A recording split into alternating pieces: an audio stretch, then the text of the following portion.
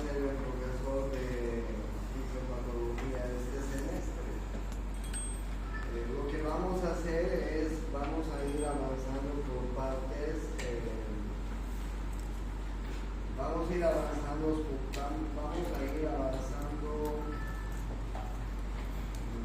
por partes la materia, por capítulos, mejor dicho.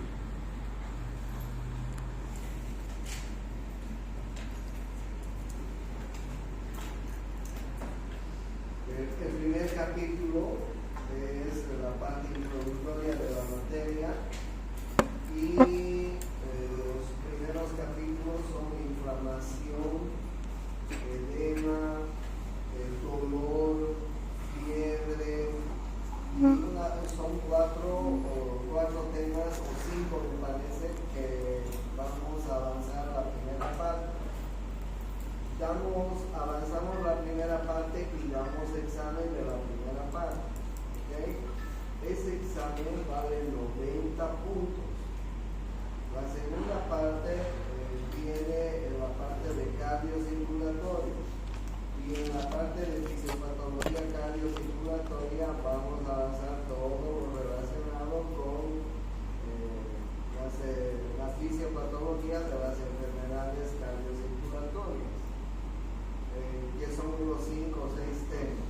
Avanzamos eso y damos examen, ese examen vale 90 puntos. Y después viene el respiratorio y avanzamos fisiopatología del aparato respiratorio. Terminamos los capítulos correspondientes y damos examen sobre 90 puntos. Y después viene la parte de aparato digestivo. Después del digestivo viene la parte de Dehner mortis. Es que lo que pasa es que estos cables así están todo un chiperío. Son medio traidores.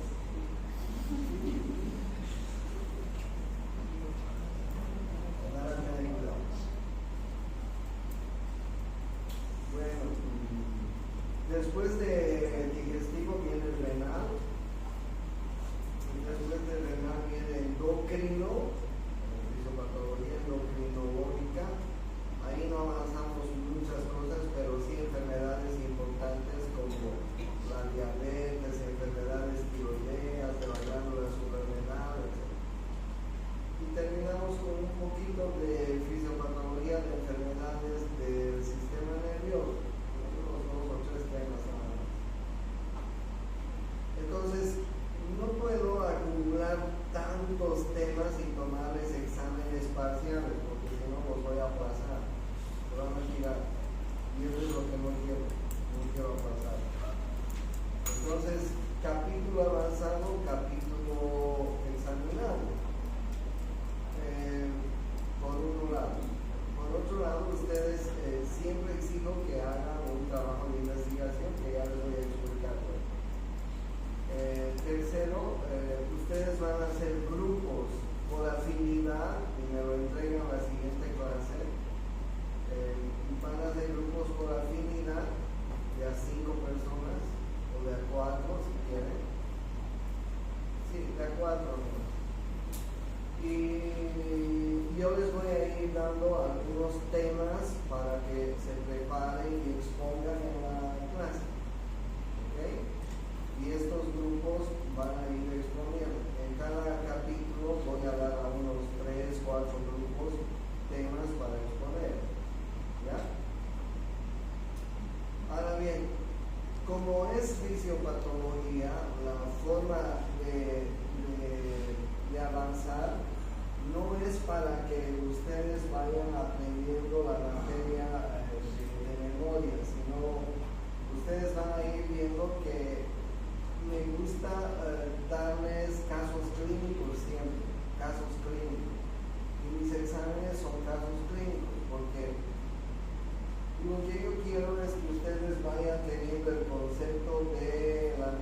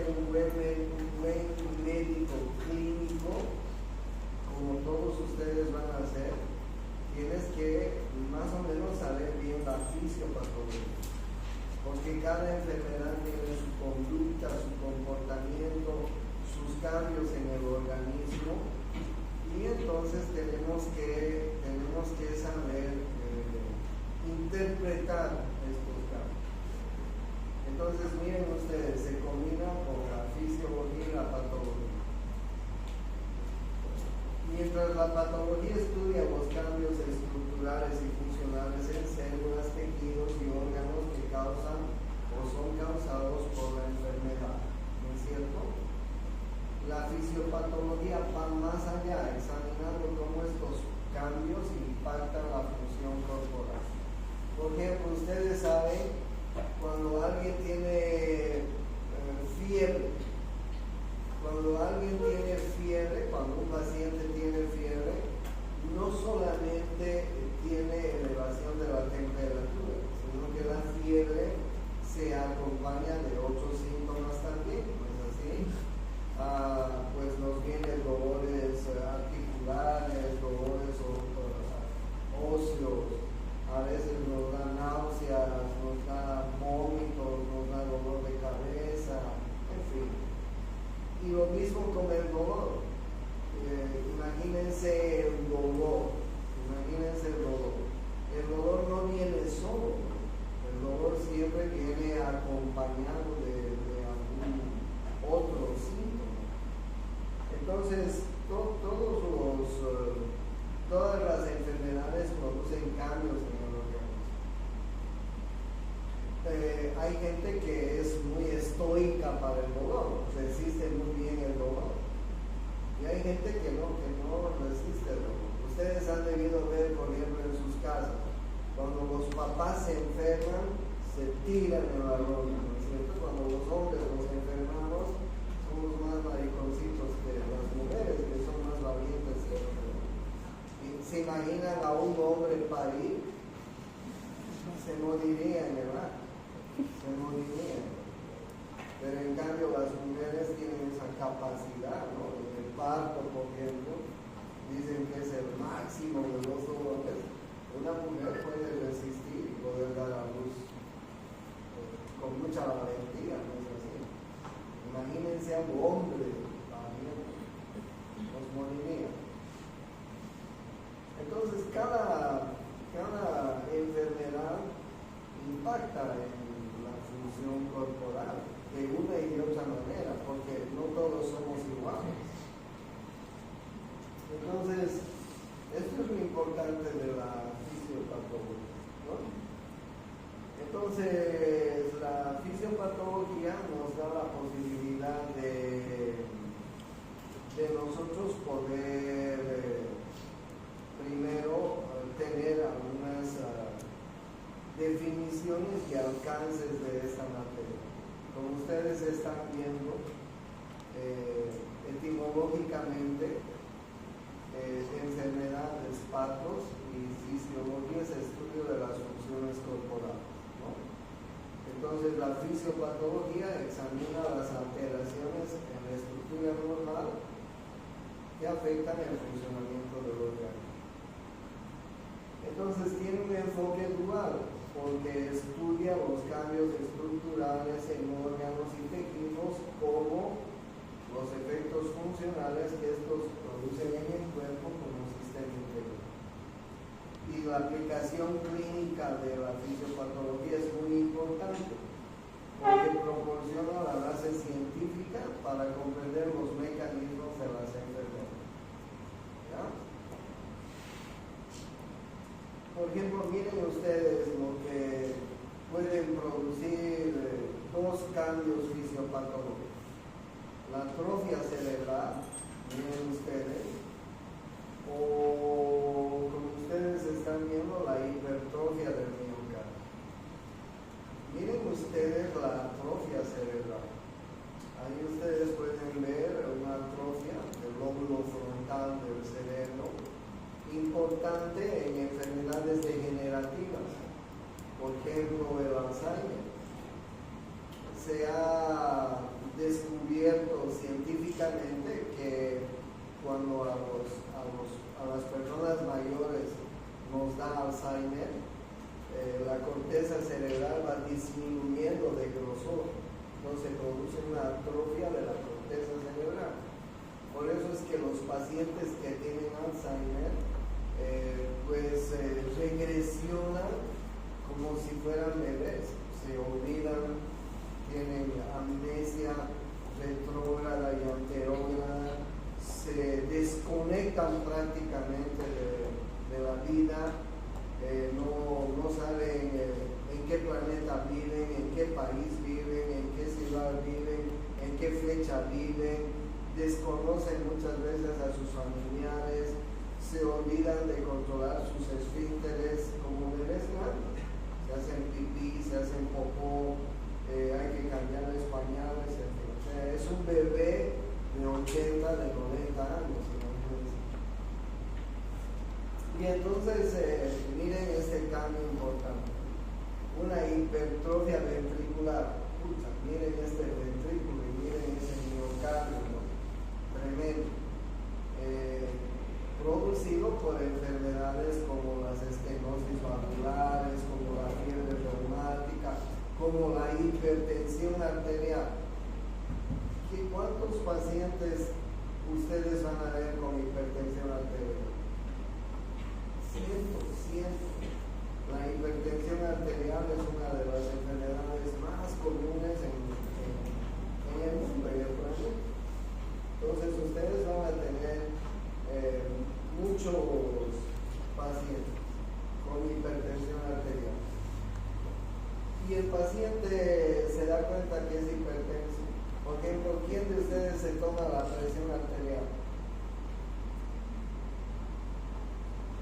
Claro, nadie, pues porque ustedes son chicos jóvenes, ¿no? Y probablemente la mayor parte son sanos, ¿no?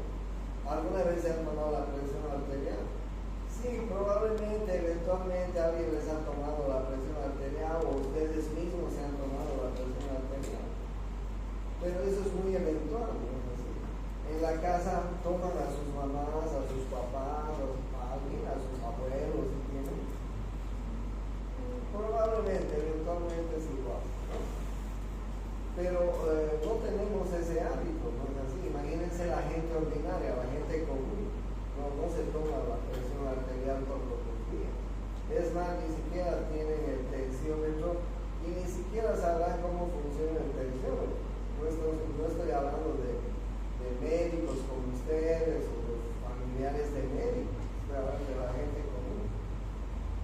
Entonces la gente común se da cuenta que es hipertenso cuando ya tiene problemas serios. Doctor, tengo cefalea intensa, tengo cansancio, no puedo ya hacer los ejercicios que antes hacía, si subo las gradas me canso, si camino mucho me canso, en fin. Y además se ha aumentado de peso. Bueno, hay muchos factores, ¿no es así? Y entonces cuando nosotros lo revisamos ya han pasado 10, 15, 20 años de ser hipertenso. ¿Bien? ¿Por qué? Porque la hipertensión es heredofamiliar. Es una enfermedad de heredofamiliar.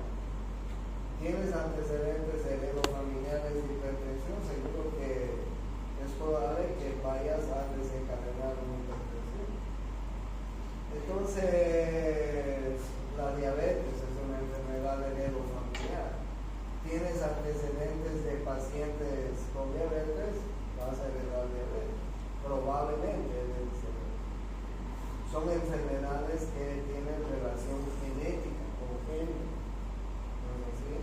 Por eso es que en la historia clínica, ustedes están haciendo señas, siempre averiguamos los antecedentes familiares de nuestros pacientes, porque hay enfermedades que tienen relación heredofamiliar. La hipertensión es una de ellas, la diabetes es otra de ellas, el cáncer es otra de ellas. ¿Sí? Para darles algunos ejemplos, he tenido pacientes hablando de diabetes. Los abuelos eran diabéticos, murieron de diabetes. La señora murió de una insuficiencia renal, no hubo riñón para transplantarle, y el señor se le amputó la pierna porque tenía un pie diabético, se le cruzó, en fin, hizo una septicemia y se murió. Pero además de diabéticos eran hipertensos y gordos, estos señores. Les estoy hablando con cargo de pacientes que he tenido ahí. Los hijos, que son de mi tanda más o menos, gordos, comelones, bebedores, han hecho diabetes también, pero además hipertensos, pero además colesterol elevado,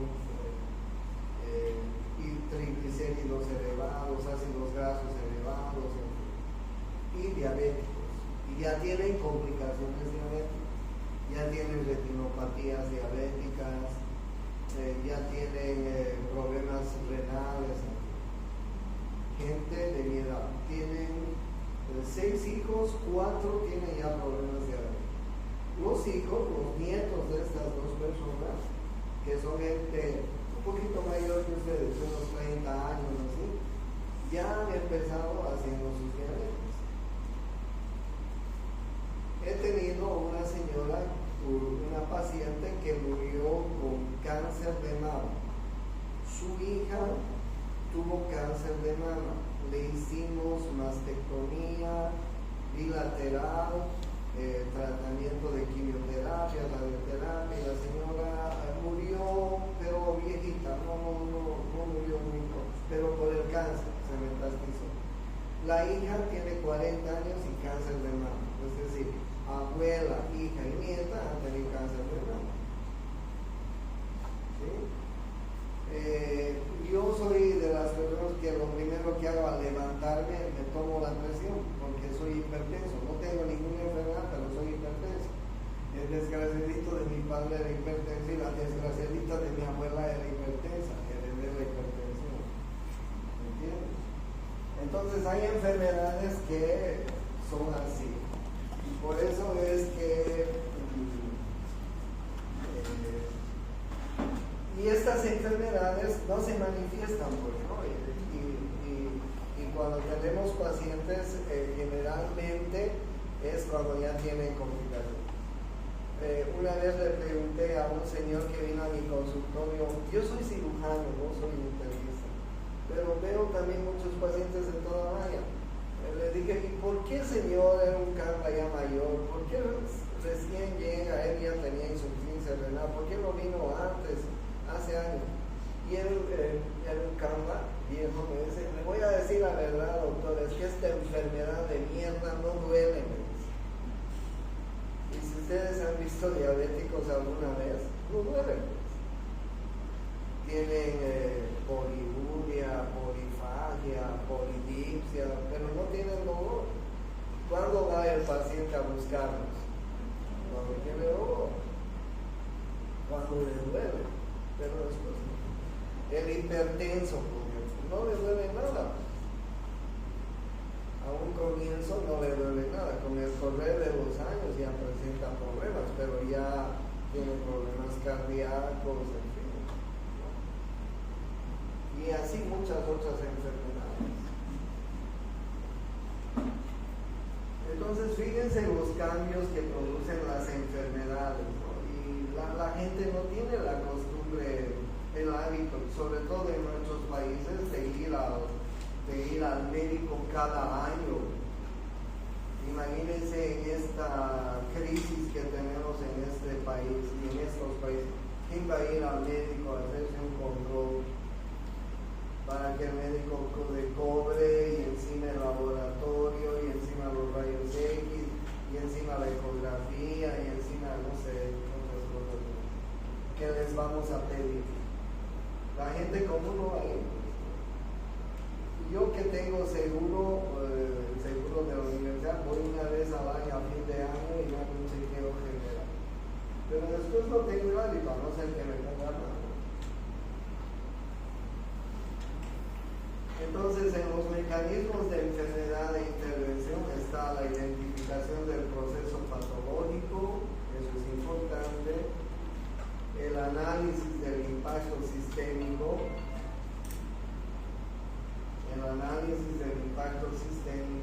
la intervención terapéutica, la monitorización y la prevención. Entonces, esos son los mecanismos de la enfermedad y de la intervención que tienen que hacer el médico. examinar el proceso patológico, análisis. Hola, doctora.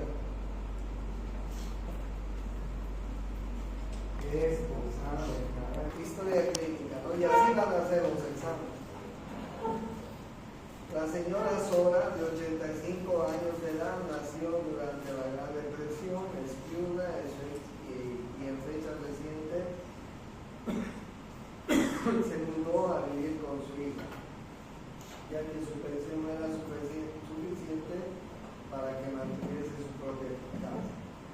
Se presenta con dolor de espalda al que describe como un hormigueo y ardor en el lado izquierdo de la espalda, justo arriba de la cintura. Su molestia empieza hace 2 días y creyó que desapareció, sin embargo aumentando en intensidad, y esta mañana observó un exantema sobre la región dolorosa y esas lesiones que son en cielo estrellado, así se llama, porque hay pápulas, hay vesículas, hay pústulas en la misma región. Su hija sospecha que la visión de su madre ha disminuido porque ha sufrido unas cuantas caídas recientes por errores. La hija está preocupada también acerca de la pérdida de la audición y del apetito, así como por la creciente fatiga de su madre. O sea, una mujer muy estresada, como ustedes ven.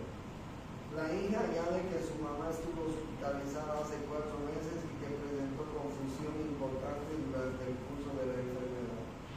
Los signos vitales de la señora están dentro de límites normales, como ustedes pueden apreciar. La exploración física del exantema en la espalda de la señora revela pápulas agrupadas sobre el hematoma 17 del lado izquierdo. Se percibe molestia con la palpación ligera, en realidad es dolorosa. En el interrogatorio, la señora Sara dice: sí tuve varicela cuando estaba en primer grado. El exantema se diagnostica como herpes zóster, virus de la varicela.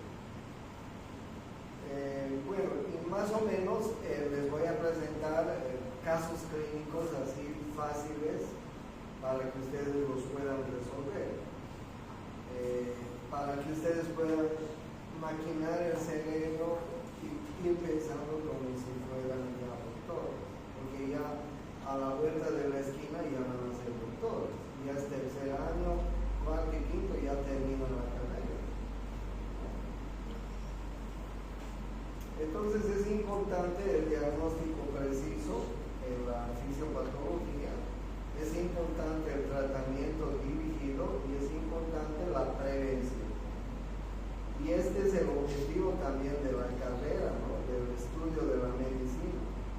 Que nosotros primero hagamos prevención de las enfermedades, si es que podemos, hagamos un diagnóstico y hagamos un tratamiento dirigido. ¿Cómo vas a prevenir que el diabético, por ejemplo, vaya mejorando su diabetes? ¿Qué harían? ¿Qué les dirían ustedes? Pues tienes que dejar de comer azúcares, tienes que dejar de comer chatarras, tienes que dejar de tomar soda, tienes que tener una alimentación más saludable, tienes que disminuir de peso si es gordo, tienes que hacer ejercicio físico, etc. Lo mismo un hipertenso, etc. Entonces nosotros vamos a prevenir enseñándoles a la gente a, digamos que no empeoren sus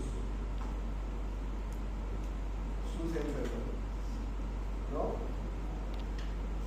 Bien, miren. Esta es una definición que ustedes ya han debido escuchar alguna vez. La salud es un concepto multidimensional que va más allá de la mera ausencia de enfermedad. Se define según la Organización Mundial de la Salud como un estado completo de bienestar físico, mental y social, y no solo la ausencia de enfermedad. Una definición que permanece vigente desde 1948. ¿Okay? bienestar físico, mental y social. Miren, yo creo que ahora mucha gente en nuestro país está enferma, porque si bien tenemos bienestar físico, pero no tenemos un buen bienestar mental y social, ¿no? Esta mañana aprendí la televisión al estar cambiando, unas recagadas, paros, colas, huelgas, muertes, una shit. Una verdadera shit. Cuando ves, escucha, voy a apagar inmediatamente porque qué pena, ¿no? Me pongo a pensar en todo esto y la gente no está viviendo bien ahora, ¿no es así? Tengo que ir a hacer compra esta noche a un surtidor y todos estamos con ese problema ahora. Y además vean ustedes en la gente, ¿no? Las cosas están caras, que esto, que lo otro, todo el mundo preocupado. Entonces, no estamos con una buena salud de yo creo. Tenemos unos problemas sobre, bueno, ¿qué vamos a hacer? Pero fíjense ustedes que eso, así es la salud. La salud está definida así. Y nosotros tenemos que cuidarnos de cuidar a nuestros pacientes de eso. ¿Ya? Entonces, la labor del médico, como ustedes están viendo, están aquí para esto: prevenir enfermedades, equidad sanitaria, promoción universal, conductas saludables, etc. Fíjense que el estrés es uno de los problemas más graves que tenemos en el mundo. En realidad el estrés es lo que está produciendo enfermedad ahora, ¿no es así? ¿Quién no tiene estrés? Ustedes, por ejemplo, andan estresados por sus estudios, ¿no? Desde el primero, anatomía, y después viene fisio, y después viene tercer año corrido, más allá del cuarto año, mucho estrés para usted. Pero y además debe tener otro tipo de estrés. ¿Quién no tiene estrés, hermano? Todos estamos con estrés, de una u otra forma. Hay algunos peores, ¿no? No tienen trabajo, no tienen dinero, y tienen familia, tienen mujer, hijos, hay gente que debe plata. Qué grave. Entonces, tenemos que los médicos tener una actitud integral cuando atendemos a nuestros pacientes. El estrés y la enfermedad son muy bien relacionados. Mucho bien relacionados. Les cuento que todos ustedes tienen la posibilidad de tener están viendo, ¿no? Les he puesto aquí la fisiología de Gaito, la fisiopatología de Segal, de Javier Lazo. Este va a ser nuestro libro oficial, y este otro, y el corte. Los dos van a ser los libros oficiales. Pero también tienen otros libros. Tienen el Medicina Interna de Harrison, tienen fisiopatología de los Luis Pérez, y tienen semiología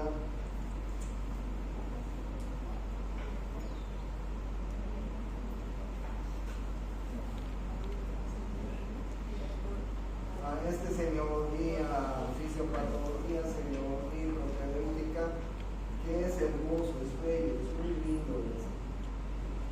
Si alguien lo tiene, sabe que es bello. A mí personalmente me gusta mucho, y yo saco muchas clases de este libro de semiología, porque además de fisiopatología, semiología y propedéutica, y muchas de las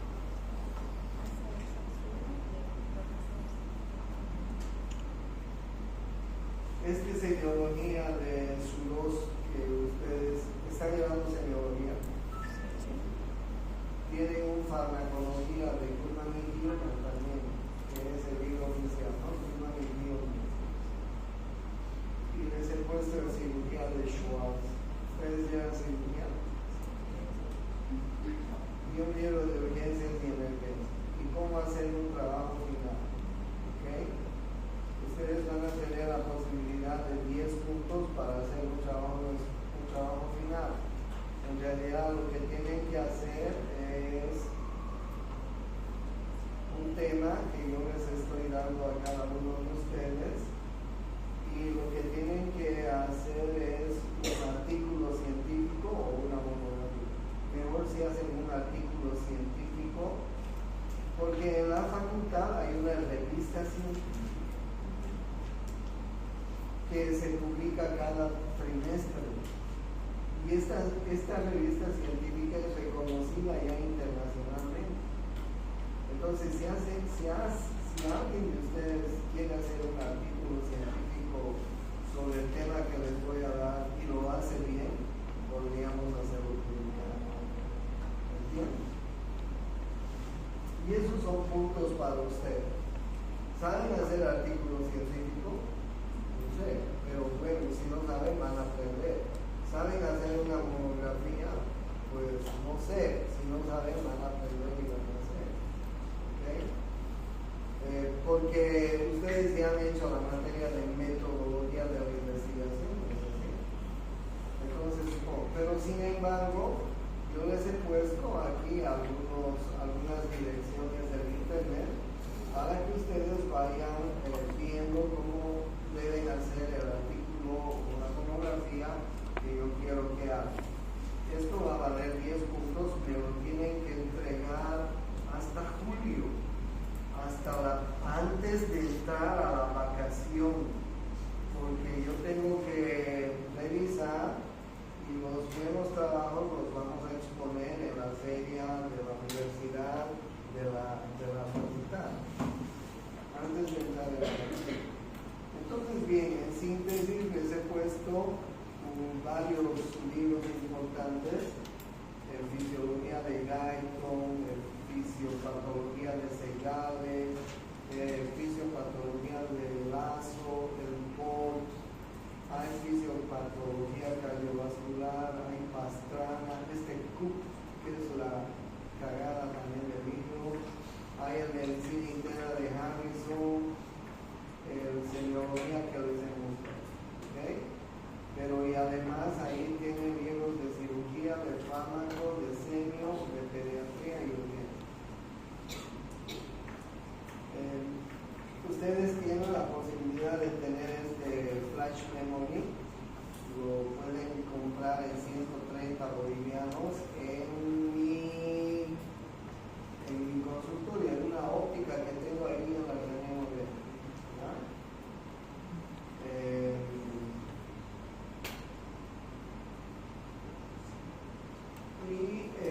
Calle René Moreno, número 612, frente al Colegio Nacional Florida, óptica Señor de los Milagros, en la puerta.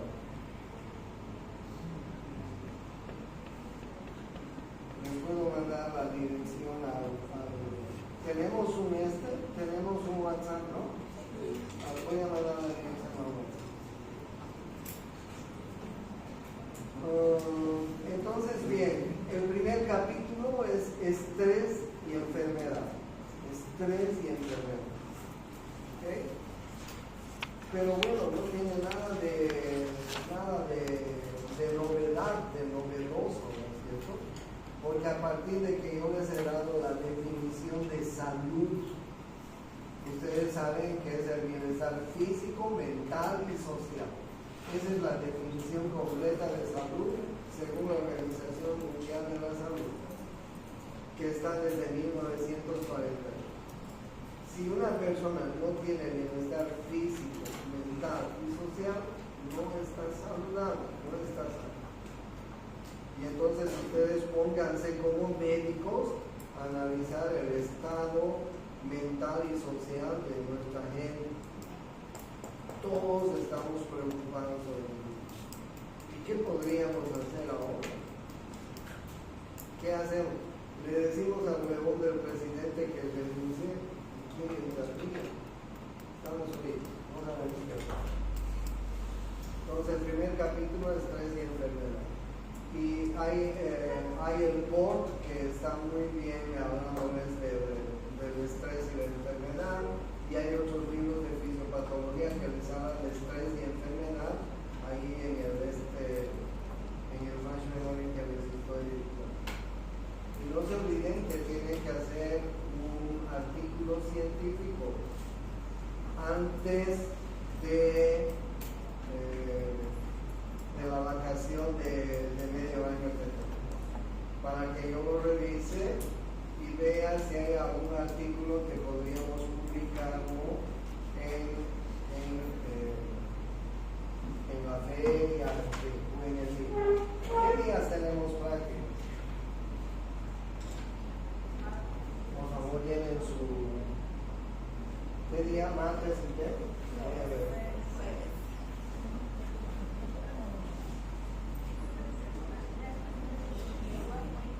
No, es trabajo individual. El artículo científico es individual. No se olviden que tienen que formar grupos por afinidad de 4 personas y me van a entregar la siguiente clase, por favor, en un papel y me lo van a entregar y yo les voy a ir dando trabajos para exponer en las clases. Cada clase va a exponer un grupo, pero cortito, 10 minutos para que yo pueda seguir dando la clase. ¿Okay? Entonces, desde la siguiente clase, por afinidad. ¿Alguna pregunta?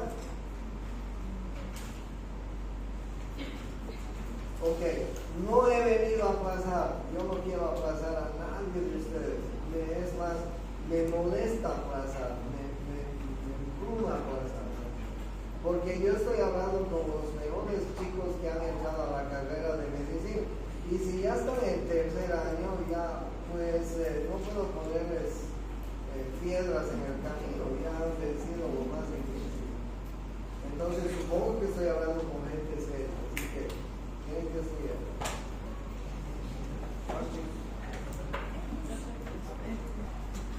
Por ejemplo, miren, ese es un DVD que le ha dejado a mí y tienen que hacer ácidos grasos trans.